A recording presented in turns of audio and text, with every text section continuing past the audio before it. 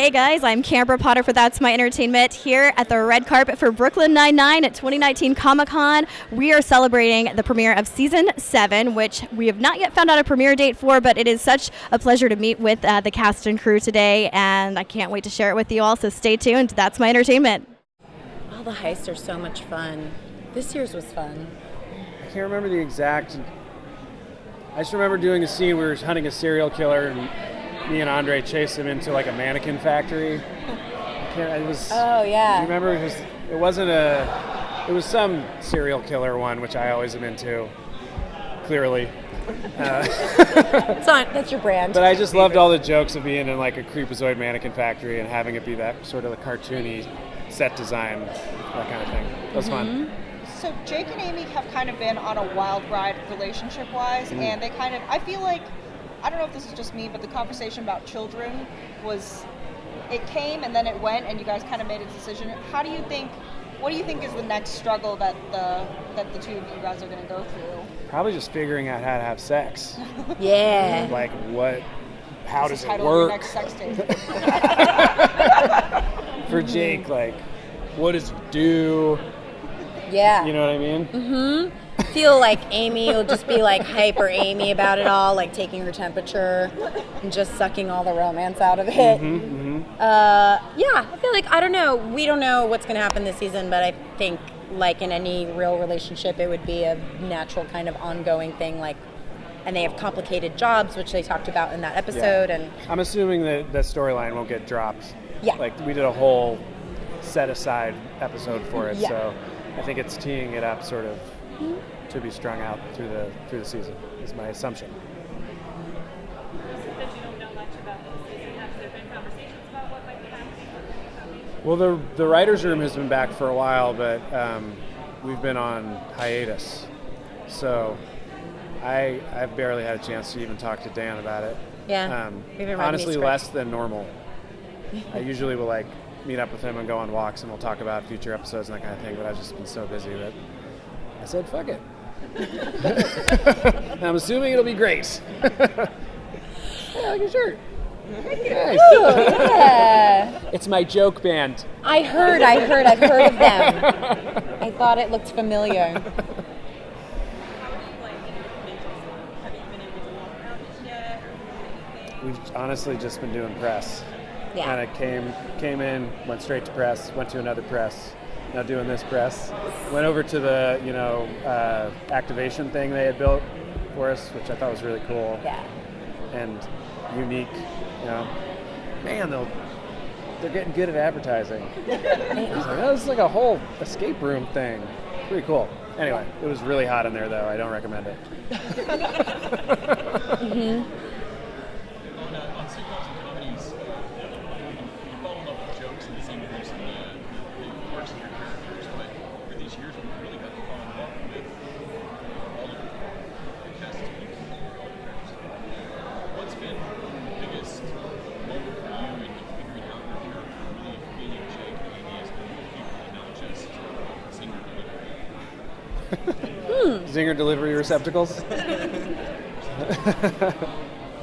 I guess for me, probably anytime you do an episode that's about something you've been through yourself or that feels like universally human to go through, and that can be in really nice positive ways, like the more like them connecting or proposing or that kind of stuff, and also to the harder things like doing the episode where Amy talks about getting sexually harassed and all that kind of stuff that we did last season, and dealing with that and trying to give it respect and deal with it in a real way. We've had a few episodes like that in the past few years, like Rosa coming out as bi and Terry getting racially profiled in his own neighborhood, and I think those things certainly help in terms of grounding the show in the world that we all actually live in and know, and be like, oh shit, right, it's not always just a bunch of jokes. Yeah.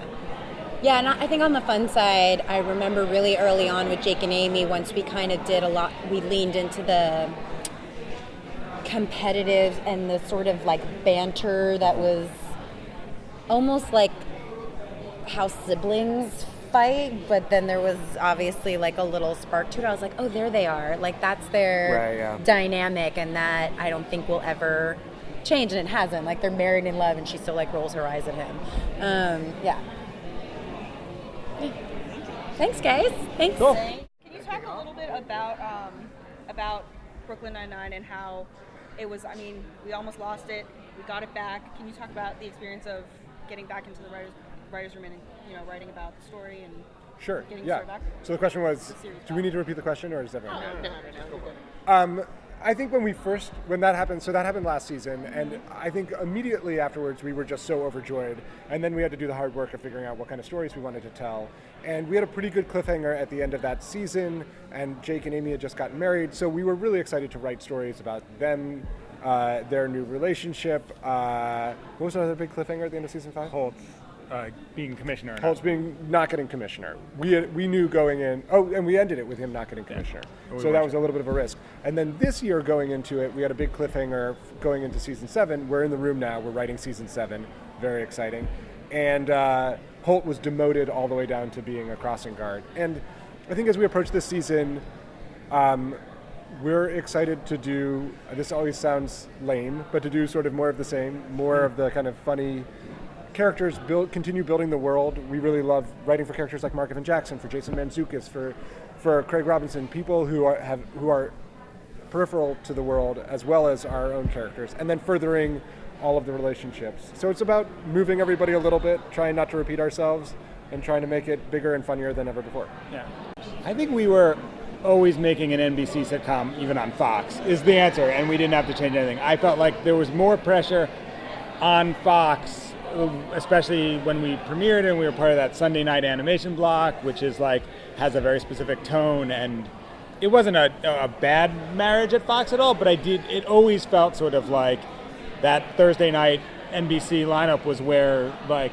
I felt like we most naturally belonged, and then so it was, I'd say, totally seamless, the transition. I don't think we had to adjust tonally at all. Yeah, and the fact that we were making it for the same studio, so a lot of the people with whom we were interfacing loved the tone, etc. Yeah, and to pair with like Good Place and which has a lot of which has Mike DNA, and then coming after like Dan and Mike came out of Parks and Rec, and it just feels like a nice continuation of that NBC brand of comedy. As a viewer, did you feel like the tone change? I felt exactly the same way. Yeah. So I'm a bit of a surveillance tech nerd, and it's really great to see stingrays show up. All right. Oh, great. And not only that, but then not being, talking about the civil liberties issues. Can you tell me, like, why run with that in the finale? I mean, do you want to talk about that? Yeah, I mean, I think I was thinking to that. I mean, I think that we're always looking for, we make a show about police, and they're super funny and super kind police, and we love our characters, and I think we respect a lot of what, like cops in the real world do, but there's also clearly a lot of real world issues surrounding police and their relationship to the public and the way that they behave, and we are always trying to sort of, I think we view our show as sort of modeling an ideal version of how police could relate to each other, how police could relate to citizens, but at the same time we always want to make sure people understand that we're aware of that there is a host of real world issues, facing the police in general, the NYPD in particular, and so we try to find ways that exist within our world and ours we can still do comedy with, but also say like we know that there's this constant issues, that it's not all just like, it's not all easy. We're not pie in the sky. I think also in earlier drafts, we just had to cut stuff for time. We really were interested in the dilemma that cops face when they, for instance, know that. We didn't want to make Kelly's argument, the bad guy in the situation, his argument, which was an anti-civil liberties argument, a straw man argument. I mean, I think the danger of these, we all think the danger of these devices is that it is compelling, that it is easy to imagine a world where you say we keep getting the bad guys. And so then to put our cops in a dilemma where they have to say, are we willing to give up bad guys for a larger principle? And I think to some extent we had to dilute that simply for time and to make sure we had he had a much comedy. bigger speech about we didn't want him to be a villain who just wanted power or was just evil for the sake of being evil. He was doing what he thought was best for the NYPD, and it was trying to. But that's also, and I think that is, as Luke just said, sort of the central conflict, or one of the conflicts on the show is this Jake's sort of hero vision of cops like John McClane, etc., colliding with a deep sense of what is right and ethical. And so I think we often sort of present this sometimes hyper-masculine or at least very pro-police or pro-action hero story and then try to undercut it. That's, I think, sort of the MO of the show. So it felt like, actually, in terms of a finale, really the apotheosis of a Brooklyn Nine-Nine story. Right. Melissa Romero was saying that she really hopes that we're introduced to more of Amy's brothers. Can we tease any of that for the upcoming season? I mean, well, she can write it. Then. I feel like we made I think we did ourselves a disservice by casting Lynn who's Manuel so great. Miranda as the first one, and it feels like real hard to top that for us. And I think like we have long wanted to do a story where you meet all 8 of the brothers. We've talked about that every year, I think, since we first talked about it. Yeah. It's like one thing that's really hard about making a network sitcom is we have 21 minutes, we have this incredible cast. Like, we want to make sure that every week, within reason, every one of our actors gets a storyline, gets good jokes, and you start like looking at what it takes to have 8 guest stars and give them each something, and we plus always... Jimmy Smits. I mean, you would just have like, by the end of that episode, I think we would bankrupt NBC. Also. Yeah, but that's not to say we wouldn't do it. It always becomes like, honestly, it's like there are practical things that are hard where you're just like, there are cable shows spin-off show? that add all like do whole episodes about side characters and the main cast is never a part of it. Santiago's, we said it in the 80s. Yeah, it's great. Or 90s. Young Jimmy Smits. Yeah. I'd watch it. Right. But we do talk about it all the time. Oh, that was it. One more question. I want to talk about the cliffhangers. Like, if you guys don't pay them off right away, is that a decision to really spend time in those decisions? I'm so happy to hear you say that because I get so much guff from Andy Samberg, who's like, "Oh, we do a cliffhanger," and then 3 episodes later, everything's back to normal. Also, Luke says this. Yeah, all the I time. say that all the time. So I'm not thrilled with you or your question. But yeah, I think it's incredible the amount of time we spend just paying off a cliffhanger. It would be very easy to play it off in the cold open. In season 2, we spent 0 minutes paying off the cliffhanger because it was a cliffhanger that really was not appropriate for a season 1 cliffhanger. It was Jake goes undercover. And I think if we were to do that now, we would have figured out a way to add 1 or 2 other characters into it and have them also have Jake find ways to interact with the rest of the squad. And I think we would have been excited to continue doing it. It would have been really in season fun. 2, there were new viewers. It was the start of a new season. We didn't want to do an episode that was Jake and a bunch of mafia guys the audience didn't know. There was pressure. I think there's also been some fun of getting into seasons 4, 5, 6, where you can be like, you can have an episode that's just Andre and Andy in Florida with guest stars. You can have an episode with just Andy in prison with guest stars because we felt more established as a show. Audience knew it. We didn't feel the pressure every week to be like, there might be new viewers. We need to hook them with what the show is. And also at this point, it's nice to have something to help us come up with stories. So a good cliffhanger that gives us 4, 5 A stories is like, the greatest gift anyone could give to you. And we give it to ourselves because it was our cliffhanger. Were you excited to learn about his origins, and do you hope that they share more of that? Absolutely thrilled by it. I thought our casting director, Jewel Bistrup, did an awesome job finding those two actors. I think they did a great job. And it was a lot of fun to learn because there hasn't been a lot about Scully and Hitchcock's past or whatever. There was a funny episode in a season, maybe it was the first or second season, where they flashed back and we had like wigs on and we were the same person, but we had like a leisure suit on and whatever, and it was like supposed to be the 80s and we're totally coked up and whatever. That was pretty funny, but it wasn't. That almost seems to me like that was maybe somebody's nightmare, and that this was more of a better kind of or a more realistic idea of what they were like, and so yeah, I'd love to see more of it. And I was thinking what would be fun is if there was a cold case that the younger Scully and Hitchcock were never able to solve, and now the old Scully and Hitchcock finally figure it out after all these years. That might be kind of fun. Of all of Scully and Hitchcock's amazing works, and strange things that they do around the office, has there been one that you saw in the script that just floored you, that's just cracked you up? Well, in the first season, we were trying to come up with things for our characters because there wasn't a lot of attention paid to them because they were concentrating on the main 7 characters. And so when everybody thought we were up eating sandwiches in our rooms, Dirk and I were coming up with different gags and things. And so I remember one day early on, I had taken a sock off, and I had wardrobe give me a sock with a hole in it and a needle and thread, and I'm darning a sock, and Dirk's over there with a big bunch of wrappers, like he's eating all this candy and he's about ready to throw up. And so that was a way for the camera operators to start on something ridiculous and then move into the scene. So we just became friendly with the operators, and we knew scenes where that would work. In the bullpen, when someone's coming in the elevator, they can start on us and then move to the scene. So we needed to have some kind of gags. So we started coming up with those things. As far as the one that I love that they gave Scully was when I was showing Andy my whole foot was warped.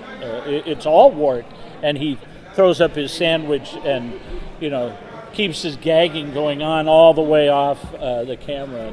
That was a lot of fun because that was one of the first things that we did. Those visual gags that y'all came up with, and the camera operator went, nope. Oh, yeah, we've tried things, and they go, that's too much. Like, I had this one. I had that bottle of that thing of foot powder on the desk all the time. So I had my shoe, and I had the thing really loose. So when the scene started, I went poof, and the thing went poof, poof. And it was Melissa and Stephanie had to walk into this cloud, and they're like, "What the hell is he doing?" And then they started laughing because they saw I was completely covered in powder. It had exploded, and they go, "No, you know what? That's just a little too much. Can we, back that out?" Is this the Brooklyn Nine-Nine haircut, or is this the haircut that you would have if you weren't on the show? I did a movie in 1996 in the Philippines. It was a horrible straight-to-video movie, and it was a military picture. And when I got there, I asked the hair department for a flat top. I was playing a sergeant. So they gave me a flat top, and I came home after 7 weeks of filming there, came home and went in to see my commercial agent, and she said, "Keep the hair, get a new picture." And that was the best thing she ever told me, because up until then it was a little bit more like a John Candy-esque kind of blonde comb-over kind of thing. And so it's been very good to me. I've been able to play